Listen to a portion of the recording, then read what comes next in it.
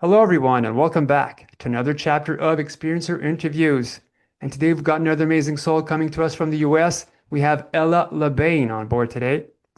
ET Experiencer, UFO Researcher Ella LeBain is the author of the book series Who's Who in the Cosmic Zoo, a guide to ETs, aliens, gods, angels, and exoplanets, and the newly released book, The Cosmic Slingshot, Connecting Dots to Reincarnation in the Bible, Alien Abductions, and End-Time Prophecies. Ella LeBain is originally from New York City and was educated in Israel. She received a social sciences degree from the Biological Research Center of the Negev in 1979, where she was schooled in Biblical Hebrew, and then went on to receive an astronomy degree from the Hayden Planetarium in New York City in 1982, where she began her serious study of cosmology. Ella has been involved in the field of UFO research, investigating alien abductions and the paranormal. Ella was orphaned at the age of 6 and 15, which left her open to experience multiple supernatural close encounters with a variety of interdimensional beings, which shaped the writing of her books. So, Ella, thank you so much for coming on. Thank you for having me. It's good to be with you. Now, I believe that this question tends to pop up a lot, but regarding your immediate family, I believe your mom might have been an experiencer. Am I correct? Yes, yes, you are. Do you recall what type of experiences that she went through? I don't, because she died when I was 6 years old, but it's something that I figured out after.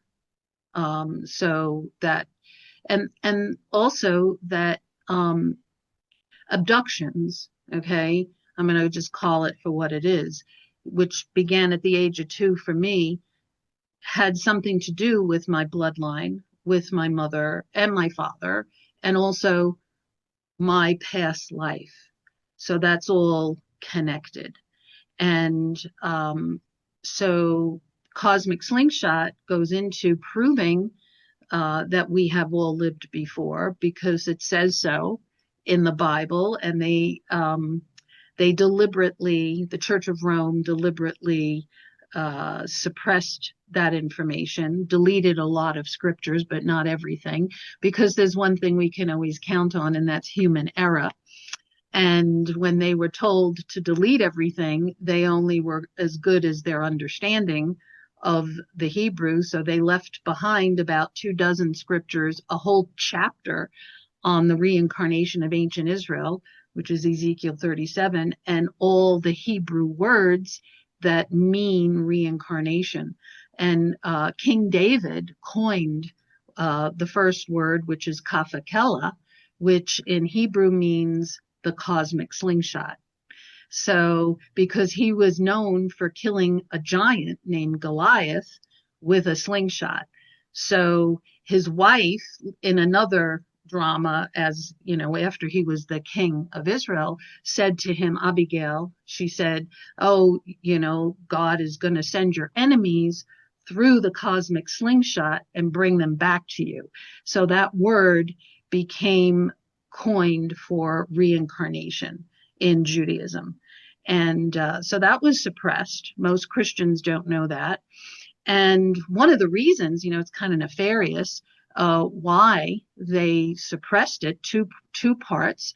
One was the church was selling tickets to heaven in the form of indulgences, and so they wanted people, it was a manipulation. They wanted people to think that they had one life to live. They better get it right with the church.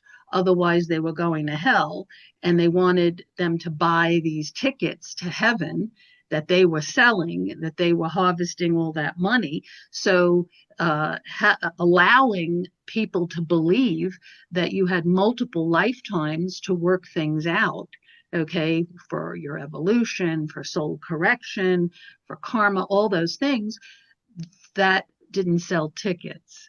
So it was a financial reason, number one. And then the second reason was the Empress Theodora, who was the the Empress of Rome at the time with the Justinian, who they were overseeing. This was around 570 AD. They were overseeing the editing of the Bible. She did not like the fact that everybody on the ground, all the people, all the believers, the early church fathers, all talked about reincarnation. And she wanted to be remembered and venerated as a goddess of Rome, like one of the statues that they had. So she was the one who initiated this and ordered the monks to take it out. So when I uncovered that story, it made a lot of sense.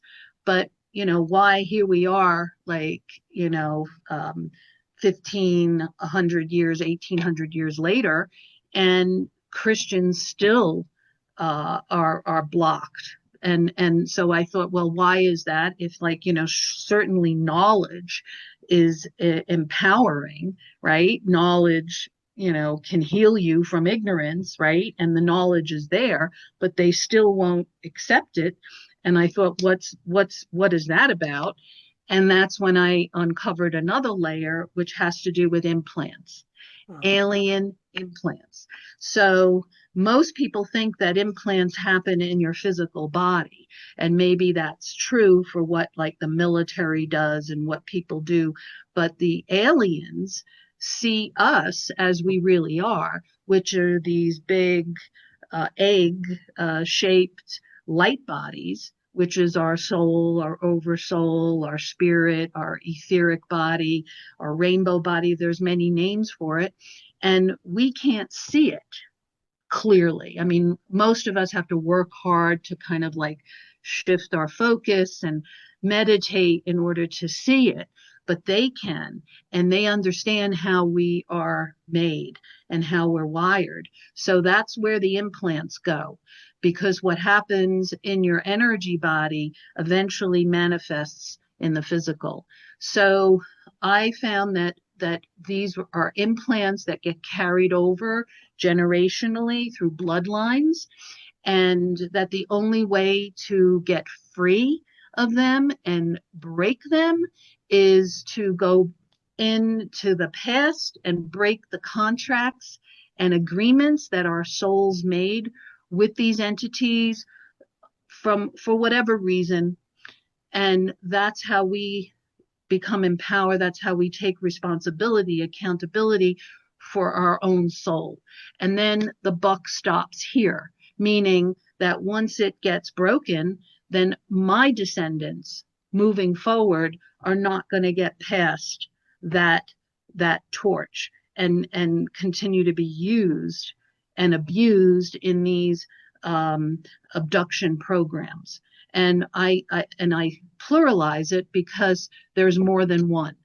So, like, I was involved, they used me in the human alien hybridization program as an incubator to incubate hybrids that were, placed in me and then taken from me after about two months, in sometime in the first trimester. So I didn't actually wake up to that this was happening to me until around 1995, when I was home one night, thought I was having my period, went to bed, took an ibuprofen, went to sleep. And then I wake up and I see these two gray beings, okay, like about 4.5 feet tall, at the end of my bed, standing there. And they had these big round black eyes, not the almond shaped eyes. They were just like buttons, black buttons. And and then I woke up and I felt this like cramping. I went to the bathroom and I saw all this stuff come out of me. I never saw anything like that before. I called my husband. We called the emergency room. They said, scoop it up in a Ziploc bag, get everything, and come in. And we did. After they examined me and they analyzed what I gave them, they basically said I had a miscarriage, and it was 8 weeks, okay, into the pregnancy, and that I was very lucky because usually when you have a miscarriage, they have to go in and do a D&C to kind of like clear everything out. But they said everything came out intact, meaning I didn't need the D&C, but they said that the only thing missing was the fetus. So that raised a lot of red flags, and I was discharged, went home. You know, after you have a miscarriage or you have a baby, women go through hormonal changes. So that's where I was at. And I'm like blubbering and crying. And why is this happening to me? And it was broad daylight in the middle of the afternoon, 3 o'clock in the afternoon. I'm lying on the couch, and this being shows up while I was awake. Okay, at the edge of the couch, and it was, I call her a she because she came across as like a feminine presence, and she had white wispy hair and big blue eyes, like the almond shaped eyes that you would see on the grays, but they were blue human eyes. Okay, and she had this like gaunt, very, like thin face with a pointy chin and high cheekbones, and kind of skinny. Everything was all white, and except for the eyes that were blue. And she just beamed this light to me and telepathed. It wasn't audible. I heard it in my head. We're the reason why this is happening. You're going to be okay, and thank you, and one day you'll understand. And then disappeared. So this was my wake up of what was happening. Like I can go back, because I wasn't really aware. I was kind of like, dumbed down and everything. And I had miscarriages before, and I just kind of, sloughed it off as, oh, okay, it was kind of nature's way of doing. But this came up front and center. So this made me realize what was happening all along. So all of these miscarriages were provoked by the Greys? Yes, I believe so. And it wasn't until so after that, I was 30, 1995. I was about 34, 30, going on 35. And then by the time, it took me until I was 39. Okay, so from that point on, for 4 years, I sought healing, cleansing, therapy, implant removal. I went through everything. Okay, and because my husband and I wanted to have a child, and so I had to clear all this stuff out and break contracts, break agreements, and claim my womb back, okay, from them. And age 39, we got pregnant, and I had a full-term, healthy, normal pregnancy, human baby girl who's now 25 and doing well. And I'm an empty nester, so that happened. She broke the mold. I didn't get to have another child, but at least that got completed. So I'm very grateful.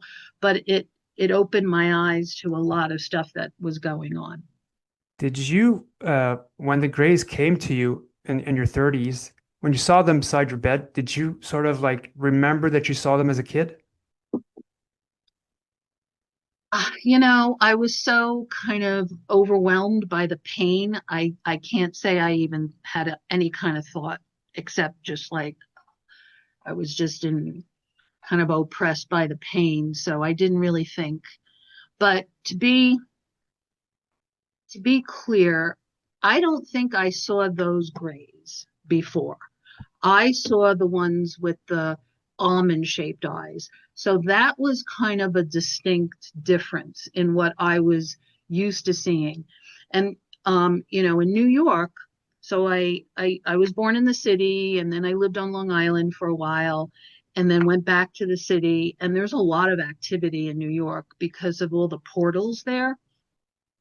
So I've had similar experiences to like Whitley Strieber, who like I saw the same grays he saw, and I also saw the little blue amphibious frog-like men, okay, standing there, and they made sounds, and they were like, oh, like this kind of primal sound I remember hearing next to my bed, or making comments about, oh, my passion, or passion lady and stuff. And so that was like back in the 90s. And it wasn't until after I got free of all this did I start realizing who they were, what they were doing, and what they were after.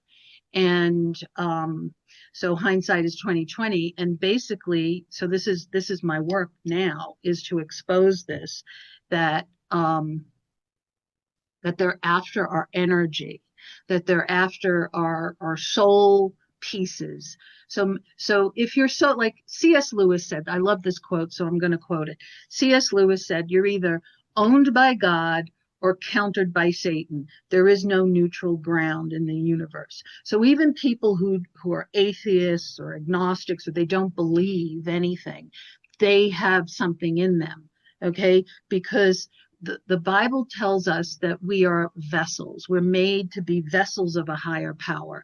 Who we choose depends on which power that is, which spirit comes into us. There's no empty vessels. You're either one or the other.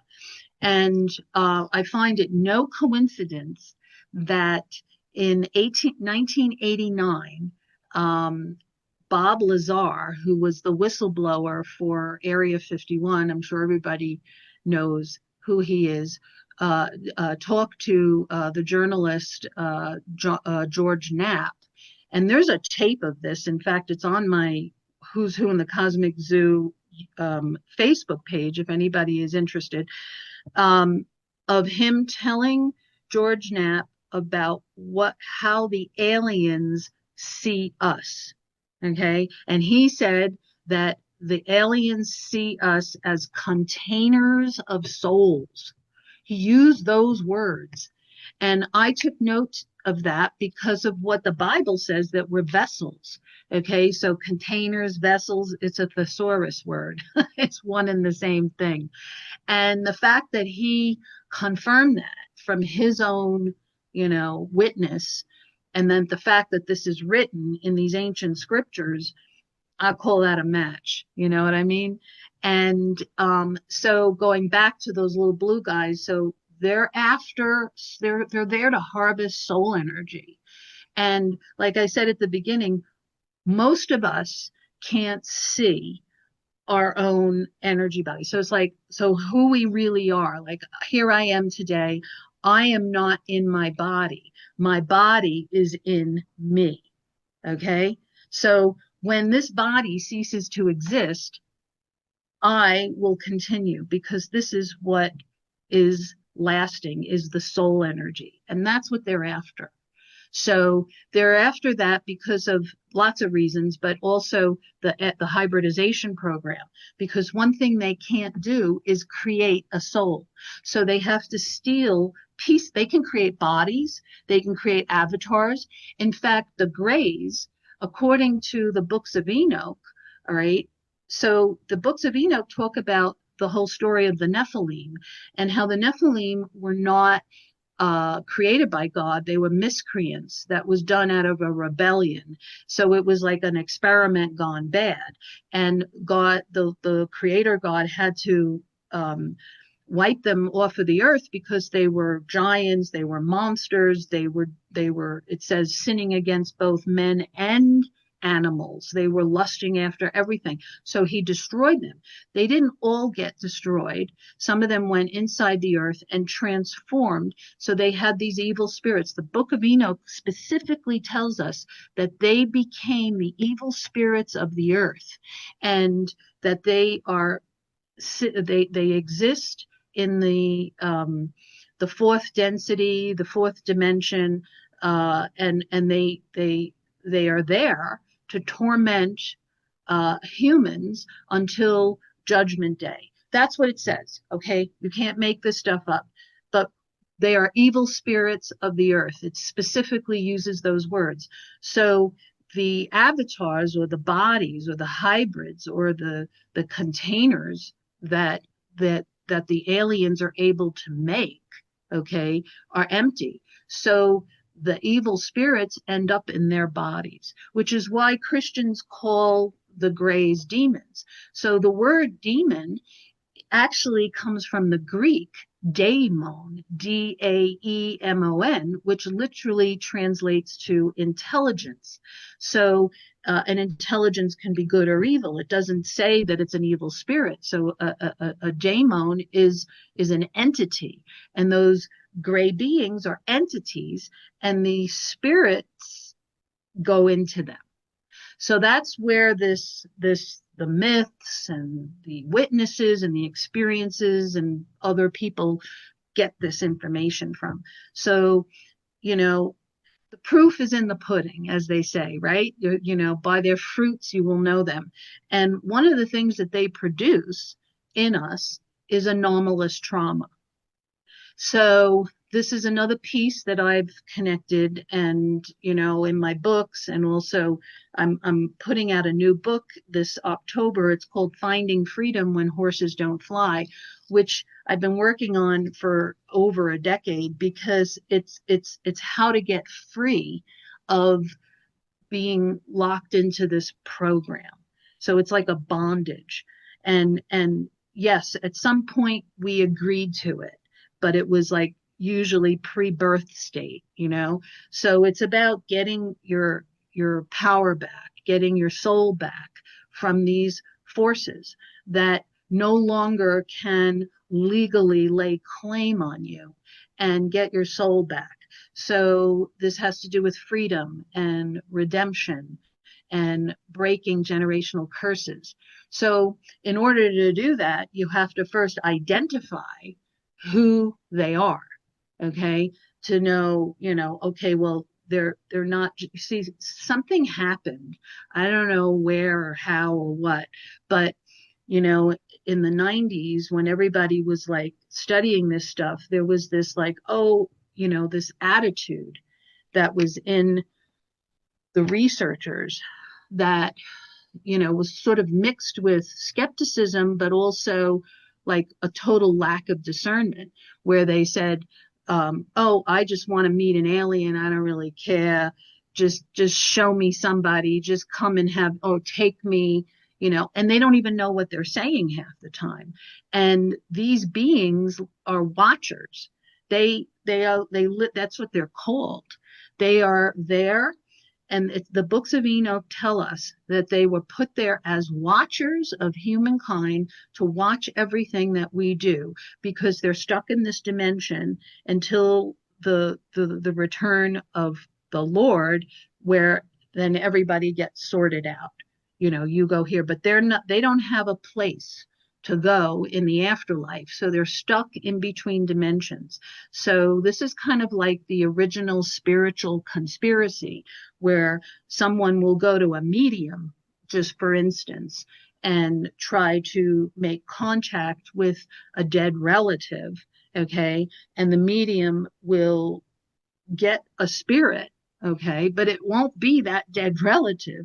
It will be the watchers, because the watchers are like, like they can get the Academy Award for the best actor in the spirit realm, because they're able to mimic how somebody sounds. They're able to project themselves, through some form of shape-shifting, how someone looked. So they fool people on Earth thinking that they're talking to their dead relatives, when they're actually talking to the watchers, because they're the evil spirits and they come in to deceive. So this whole thing opened up for me when my eyes got open to the reality of all of this, and how, all I wanted was freedom. Okay. And I still do. And I mean, I have it to a certain extent, as much as a person can have it, living in the third dimension, with all this stuff. But here's the other piece, is that we were genetically manipulated by the Anunnaki. So Sitchin, Zachariah Sitchin, who interpreted the Sumerian tablets and cuneiform. I met him. I interviewed him. I became a student of his international Bible study group in the 90s, and he came here to Colorado a few times. Anyway, he contributed a lot to this field. However, I distinguish myself with him in the sense that he said that the Anunnaki created us. And what I am saying, based on other materials and other scriptures, exobiblical, is that yes, they did genetic manipulation, but it was to downgrade us.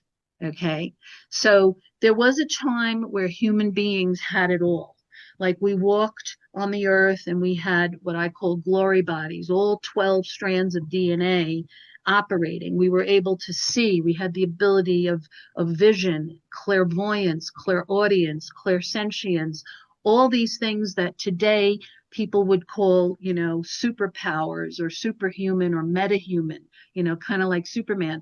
But that was all taken away from us at the time of the fall. So when they call it the fall of humankind, it truly was a downgrade of our DNA. So this is why we've been open and vulnerable to be used by these other beings who are harvesting our soul energy, because most of us can't see it. Most of us don't even know that we're being, that we're enmeshed and entangled up in this cosmic battle. Okay, so most people are completely unaware consciously every day, and then this happens late at night when you're asleep.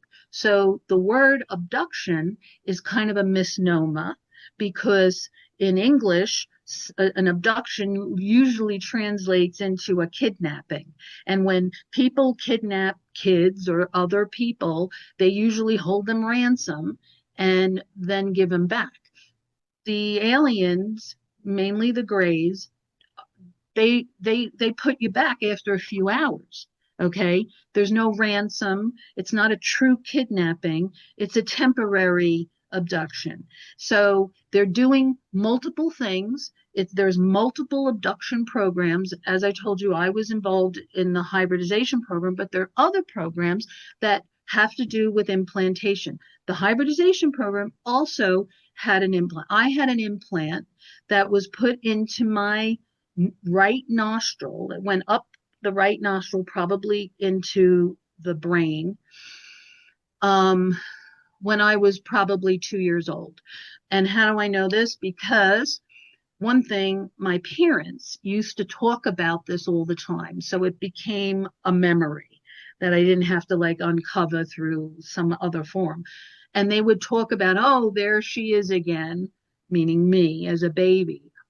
They would find me upside down in my crib with nosebleeds. And they would talk about, oh, they had to change the sheets because the sheets were always bloody. Like, how did I end up that way? It was kind of like a thing they talked about. So that's why when I woke up later on, in my 30s, what was happening, and I always had this little BB-sized, bump, I guess, inside my right nostril. And I suffered, since childhood with severe allergies, immune responses, all kinds of pain and fatigue and menstrual stuff and PMS and you name it. And it wasn't until I woke up to what was happening in 2010, so that wasn't too long ago, February 7th of 2010, I had a near-death experience. And I saw Yeshua, who people know as Jesus. And I had seen him before in Israel in 1979 when he appeared to me in the desert there. And I was in a Jewish school, raised Jewish, learning Hebrew and the Bible, the Jewish Bible. And he basically, appeared again, middle of the afternoon. I was wide awake. It was like in the 3 p.m. hour. And he came out of the sun and he said, I am the Messiah. follow me. And I was 18 years old. I knew nothing. I was gobsmacked. I was in shock. And I told my Jewish fiance boyfriend, and, he just kind of sloughed it off as, oh, it was my imagination, or I was hallucinating. I wasn't on any drugs or alcohol or anything. So it just happened. And one thing led to another. And I end up in South Africa because I was waiting on a visa, which took a month from Israel to get to South Africa. This was 1979. And I get to South Africa and I meet all these different people and I have all these like supernatural experiences. So I end up, I guess, getting saved. Right. And my Jewish fiance, his family, my family, all my friends, they completely excommunicated me. I was as if I didn't exist. Okay. Because I accepted Jesus Christ. His name is Yeshua. He wasn't called Jesus until the 1700s, but that's another thing. So I knew what I saw. Like when you have experience and you have an experiencer channel, so when people have experiences, you had experiences yourself, how you see, what you've seen, whether it is what you think it is or where it's coming from, all those things. How can we know that? Unless, of course, it repeats. Okay. And that's what happened. So, of course, that was something that happened. I kind of pushed it behind, although I became a believer. And I became a believer because I was a witness, because of what I saw, not because somebody, shared a track with me or, forced me into any kind of religion, because I really wasn't into that. You know what I mean? Like I was already being raised in a religion that to me didn't make a whole lot of sense. All right. Like, Judaism, although now I see it from another perspective, which is healthier in my opinion, and also on the spiritual side as opposed to the religious side. So I saw that there were what he showed me, where there were two sides to pretty much everything, but even religion had the true Holy Spirit, the Great Spirit, as the natives call it, or this religious spirit that keeps everybody in bondage and in division. And that didn't come from God. That comes from the aliens who have this Machiavellian alien agenda to keep us divided, okay, over all kinds, over religion, over politics, over gender, over everything, right? And why is that? Because they fear us as humans getting unified. And if we had unity, we have power. That and also through our divisions, we emit all this energy, okay? Through misery, through suffering, through strife, through bitterness and hurt and hate and racism and anti-Semitism, you name it. And all that stuff causes our energy field to have all this energy, and they don't really care if it's positive or negative. They just come and siphon it either way. So whether you're passionately in love or you're passionately in hate, it's still energy, right? Energy is energy, and that's what they're after. But they seem to get more out of us if they keep us divided. So once I realized this, I saw that the enemy is in all the religions. They're in all the religions, and how they do this is through implants. Now, I know I might be going off on all these tangents here, but I come from a legal background. I'm a retired paralegal. So I take that skill set and I've applied it to these mysteries to prove these things. So I'm not just saying this. A lot of this has been written down in the past. I couldn't make this up if I tried. The truth is stranger than fiction. Regarding your implant, did you ever get an MRI? So I did have the MRI, but it was after I guess I didn't finish telling you the story. So after my near-death experience in 2010, and I saw Yeshua, again. And he basically told me, I was going to be okay. He wanted me to go back. I was writing this book about the aliens, which I was doing from the 90s, and I had shelved it because I had my baby. So it was like she was more important. As she was getting older, at age 10, she was more independent. And he said, and I was getting ready to publish it. And he said, I want you to rewrite your book with me in it. So I did, and it's now turned into 7 books. So when I basically came back and I went through quite a bit to get healed of what caused I had a heart attack. And so it wasn't an instant healing, but what was instant was that when I came back into my body, the implant was gone. Okay. So, yes, I had an MRI after the fact, but not before, but I had been diagnosed with all these things, and that was gone. So all of my issues, the allergies, liver congestion, the migraines, the the menopausal symptoms, all that stuff, hormonal imbalances, all gone. Okay. So as I sit here and I speak to you today in 2025, like I was allergic to everything. And now, I mean, I was allergic to cats. I couldn't live without my cats. They're all over me all day long. I couldn't have wheat and dairy. Now I eat wheat and dairy. I was allergic to like pollen and dust and all this stuff, the seasonal changes. I go through the seasonal changes and I'm like clear as a bell, nothing else. So then I came across this book that was written in England by this guy, Albert Budden, and it's called Aliens and Allergies. You can look it up. It's on Amazon. And he connected this dot, okay, this big dot to alien abductions and allergies. And everything he wrote in that book is exactly what I went through. And when I saw Yeshua in the was kind of an in-between. It was sort of a threshold. Like I can't say, oh, I went to heaven and came back. I was in this in-between place, like a threshold. And what I saw, what it looked like to me was this like bright emerald green field and this bluebird sky. And it was just him and I. So it was kind of like a threshold. And after that, I was completely delivered and healed of all this stuff because he took the implant away. So it just dissolved. It was gone. It's gone.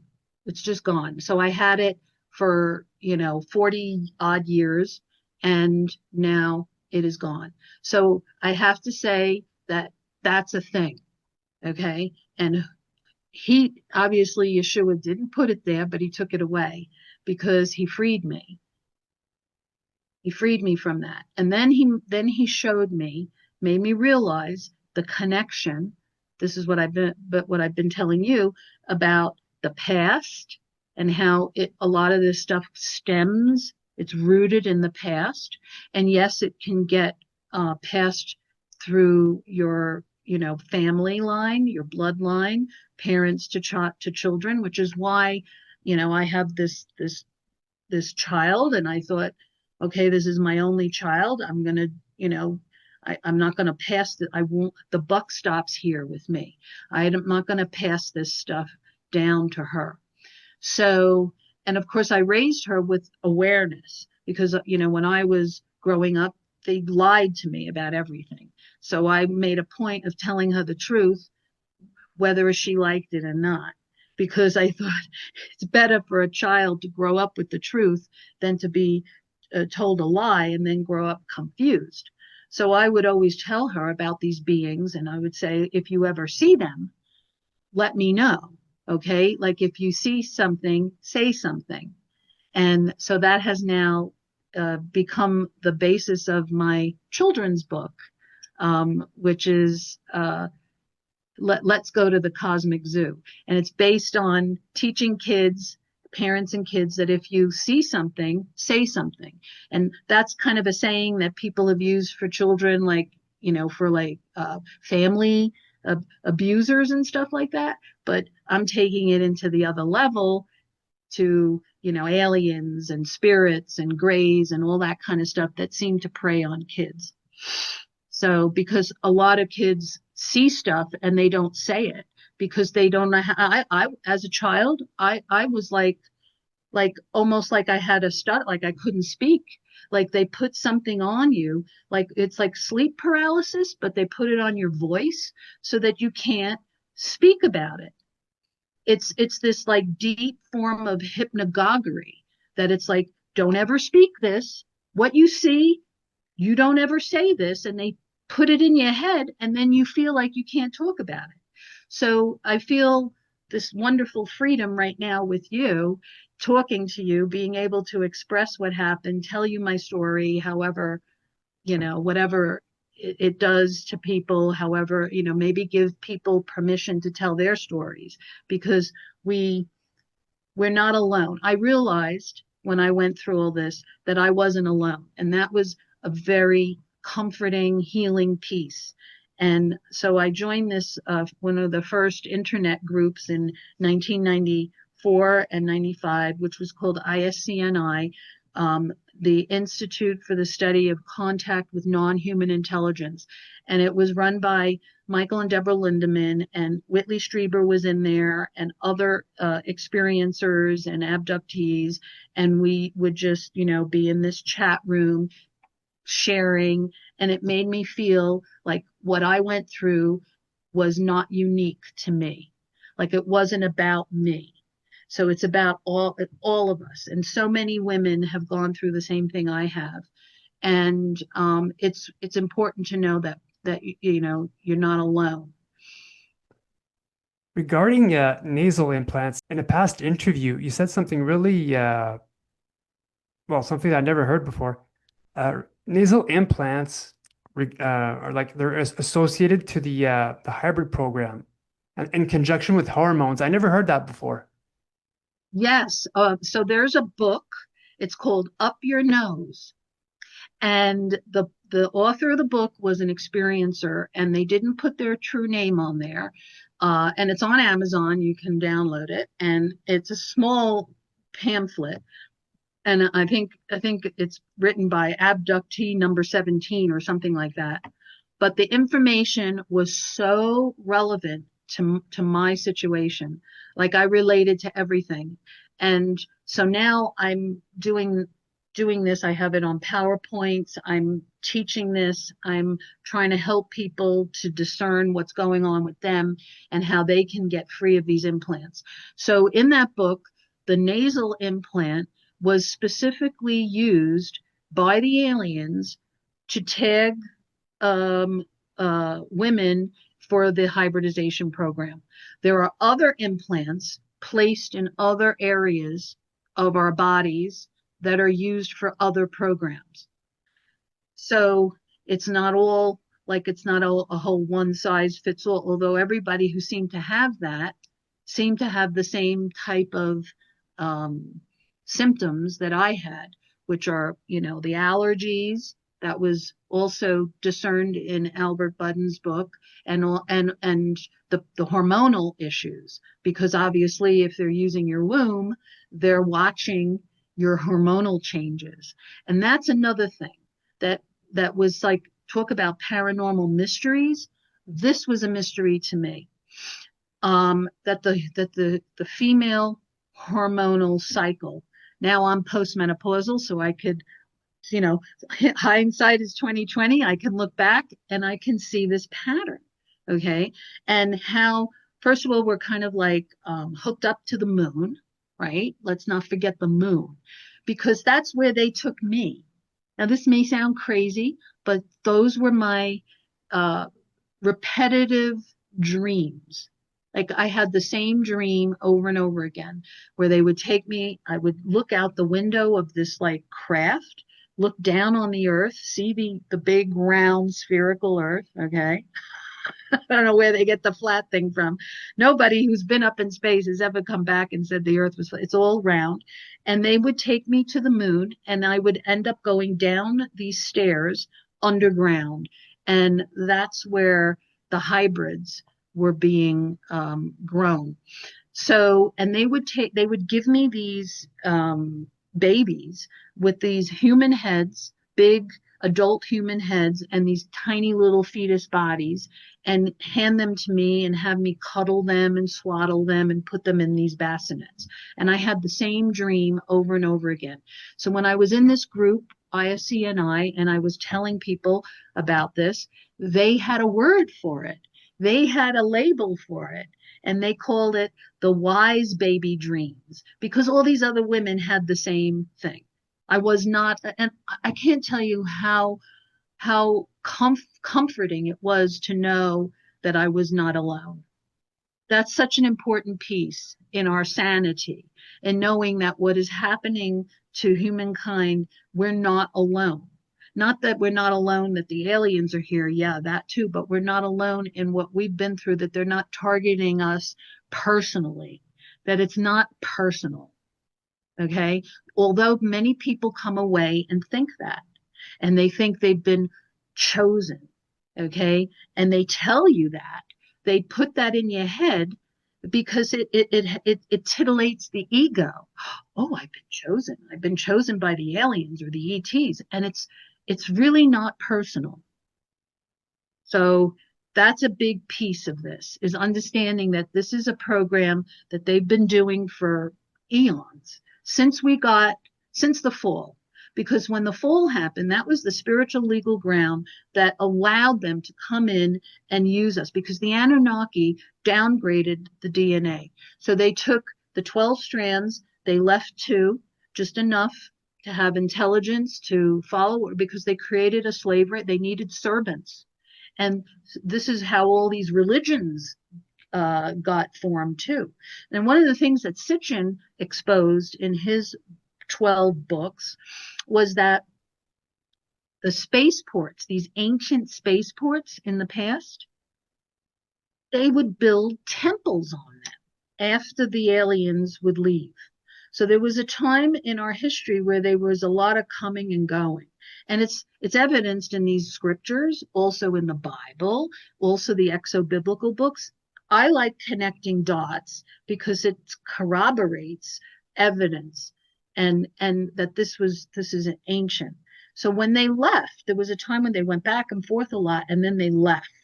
And when they left, they basically built all these temples, and they're all throughout the ancient world: Mesopotamia, India, Iraq, Iran, which used to be Persia, Israel. And of course, one of the portals, they're fighting. Every empire on the face of this planet has tried to take over this ancient space portal in Jerusalem.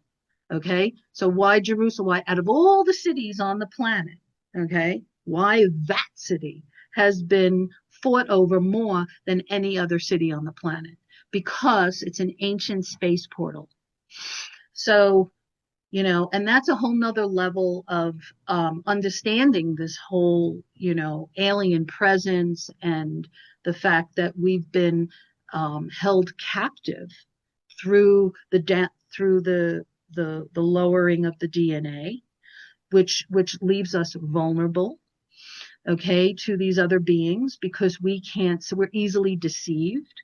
If they can, flatter our egos and say, oh, you've been chosen, and meanwhile they're using us, they're draining our energy, they're taking our babies out of our wombs, they're harvesting our sperm, our eggs, our skin grafts, all this stuff that comes from these abductions. That's a whole nother, that's a deception, and a really good deception. Okay, let's face it, has to have truth sandwiched between 2 lies. Otherwise, no one would buy it. Let's face it, right? And that's like a generalization of deceptions in general. But they have deceived people through what they're doing. So the good news is that Yeshua said, I have come to set the captives free. This is an ancient prophecy in the book of Isaiah, chapter 61, and then he reiterated it when he was, walking the earth, and it's written in Luke 14. And who are the captives? That would be all of us, because he promises to restore us back to our original blueprint, the original glory bodies, to have all the 12 strands of DNA firing up and operating, so that we have the eyes to see, the ears to hear what's really happening around us that we've been kind of dumbed down to. And the fact that we've been dumbed down to gives these aliens this opportunity to take advantage of us. Does that make sense? You've talked briefly about the ancient alien wars, the Star Wars. Now, Barbara Marciniak tends to talk about that. I love her work. I've had someone on my show that remembers being taken down from orbit down to Earth in a craft to fight the Draco Reptilians. Are these the ones that caused all of this mess? Yes. So I loved her work, and Bringers of the Dawn, in the 90s. That was breakthrough information for a lot of us. And she hit on a lot of truths there. And one of them is about these Draco wars. And this is ancient, and this is also written in the Bible. So it's not like somebody just made it up through some channeling. She tapped into reality. So I proved this through scriptures and everything, that, what she said is true, and that there are two kingdoms that are clashing on the earth. And that is, the kingdom of God, the kingdom of the human form, which comes from Lyra, according to her, and also the Draconians. So the Draconians, Reptilians, Dracos, it's a hierarchy. And they are situated inside the earth. They're inside the moon, and they're underground on Mars and probably other places in the solar system, but they're here, and they're the ones that pull the strings from behind the scenes. Most people don't get to see them because, and we have whistleblowers who have seen them, meaning military people working in the U.S. government, and they say that when they see them, they're just so ugly and they're just so scary and monstrous looking that it freaks everybody out. Because the way humans are wired, that this is like, it's like seeing a bug. You just have this trigger and you just go, oh, right? So what they do because of that is they have two things. They have this ability to shapeshift into a human form. So that's what gets them to be able to interact with us, so that we think, oh, we're seeing humans and they must be okay. This is truth is stranger than fiction here. This was depicted in the movie V. You remember, it was in the 80s, but then they made a remake, which was even better in 2011. You can look, you can download it for free out there. And that the Space Brothers came to Earth to help Earth humans, to help them with all these things. And they came in this benevolent, and they all looked great, and they were wearing these tight space suits, and they were hot and sexy looking, and everybody wanted to be their friend. And then it turns out they were harvesting humans for food, okay? And they would take them and keep them in stasis, like we would freeze things in a freezer or in a refrigerator, and they would keep humans instead, to keep them in a ship to store them for the future when they needed to eat, because they had to eat alive. Okay, so this is like what people do in reptile stores with rats and mice to feed reptiles. It's the same level. And they showed up as human, but they were really lizards. They were really carnivorous reptilian lizards. And that is a truth. So they are living inside the earth. They don't only shapeshift, but they also send avatars to do their bidding. And that would be the Greys. So the Greys, there's like 35 different types of Greys. They're a species, right? So in my book, I spell it Gray to distinguish between the color gray, Grey, because not all grays are gray in color. Some of them are tan, beige, navy, white, silver, black. They come in all different colors. And they're a combination of like hybrids. Some of them are, they call hybrids even, where they're reptilian and human, or they're reptilian and insectoid, or they're part reptilian and AI. They're cybergenetic, kind of Borg-like clone type beings, robotic, but with biologics. They have biology, but they also have technology in them. And how do we know that?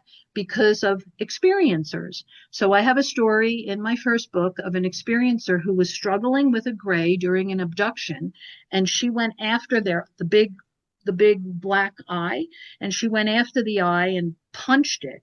And her hand, she says, went through it as if she punched a TV screen. And it broke, and what was underneath was all these wires. So it was almost like they were like cameras. And this dovetails and corroborates what the books of Enoch talk about as the watchers, that these are these beings that are watching everything we do. You can't make this stuff up. So the eye in the sky is real. And so humans are, because we've been dumbed down, we only have the 2 strands of DNA. We're like sitting ducks. We're vulnerable, and we're so easily deceived that someone can give you a story and say, oh, you've been chosen because you're this or you're that, to make you feel special, to kind of titillate your ego, when really you're being used and drained energetically. They are original. The Draconians are the original vampires. In fact, the vampire myths all come from them. And there's a hierarchy of them. So like John Keel, I'm sure you've heard of him.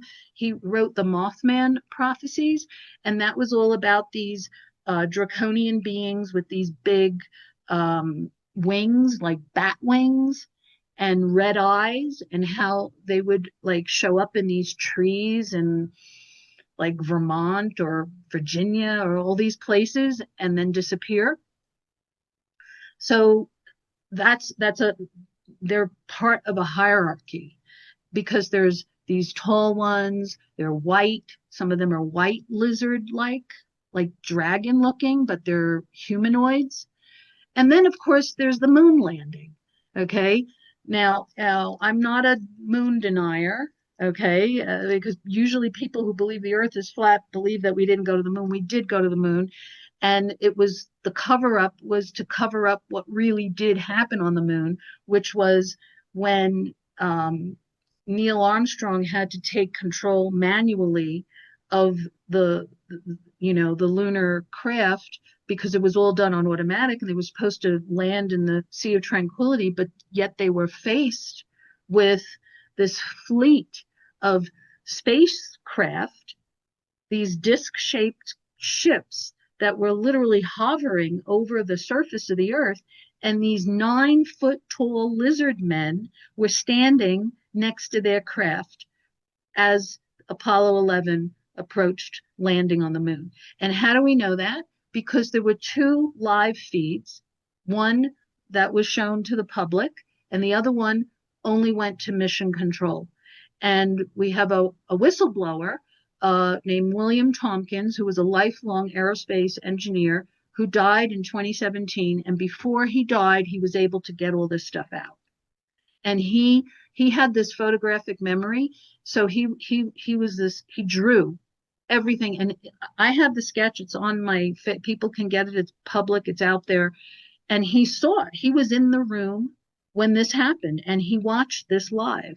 So of course, all the cover-up stories about that just served them, because this was the big secret that they did not want anyone to know, is that not only are we not alone, but they're on the moon. Wow. Yeah. You can't make this stuff up. Now, regarding your coming out, let's say, did you ever get backlash from the government or the military? Thankfully, no. So I don't know. I don't think they have any use for me. What do they need me for? Plus, I'm postmenopausal now, so that program is I hear done. you. Um, Well, to finish off the interview, do you have a closing statement or perhaps a final story you might want to get out?